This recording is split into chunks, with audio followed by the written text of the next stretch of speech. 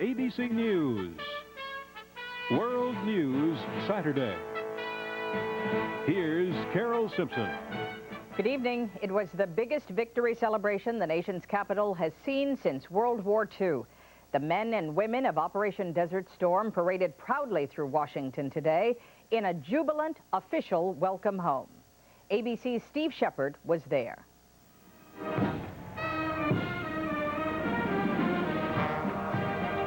The skies were brilliant blue, the temperatures mild, as the marching began from the base of Capitol Hill. Leading the victorious troops was the man who led them in the Mideast, a smiling and clearly proud General Norman Schwarzkopf. At the presidential reviewing stand, Schwarzkopf saluted his commander-in-chief and then joined the President and Mrs. Bush to watch the troops get their official welcome home from America. As military aircraft roared overhead and M1 tanks clanked along the pavement, the tens of thousands on hand shouted their approval. Many said they came simply to express their appreciation. They certainly deserve the support of the American public, and we just wanted to come down here and give them our support. I'm out here to help support these fellows that's been over, that risked their lives for us. But while the mood of the day was festive, those who gave their lives in Desert Storm were honored and remembered. At a memorial service at Arlington National Cemetery, President Bush spoke emotionally of the price that had to be paid for victory. We dared risk our most precious asset, our sons and daughters,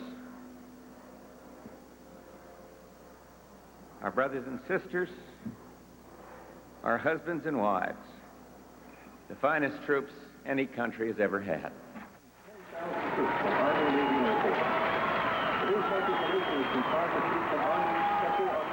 Those troops appeared delighted to be marching to applause in their nation's capital. There were a handful of demonstrators along the parade route voicing their opposition to the war.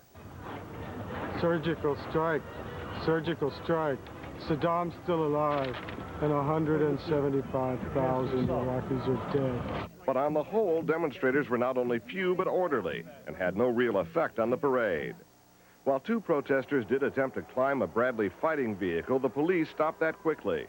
The fact is, Operation Desert Storm was strongly supported by Americans, and that support was visible in Washington today as the troops were thanked by their fellow citizens. Steve Shepard, ABC News, Washington. The several 100,000 people who assembled to watch today's parade came to Washington for a variety of reasons, and not all of them were celebrating. Here's ABC's Kathleen Delaski. For most flag wavers along the parade route, victory felt sweet. Linda Sanborn brought her 9-month-old twins from New York to see their father's moment of glory. There goes Daddy down the street. Oh. Air Force Captain Doug Sanborn flew 130 combat hours during the war. His job, to confuse Iraqi pilots by using electronic countermeasures. That meant 6 weeks of anxiety for his wife back home as she coped with 2 newborns. The feeling I just had made it all worthwhile. Doug's father called today's celebration exhilarating. I'm very happy that there's so many youth in our country that are willing to make sacrifices similar to what my son has done, and willing to put their life on the line. Martha Psycho's son also put his life on the line, only she could not look for him in the homecoming parade. Stephen Psycho, an Army Reserve man, died when a Scud missile hit his barracks in Saudi Arabia. There are happy people who are glad to see their loved ones come home. I unfortunately can't see my loved ones come home. She came because she wanted to bring her grandson, 5-year-old Jake, so he will remember his lost father as a hero. For the families that could not celebrate, the families of the 268 who died in the Persian Gulf, there was a special memorial service and a thank you from the ambassador of Kuwait. We share your grief. We share your sorrows. We also share your pride.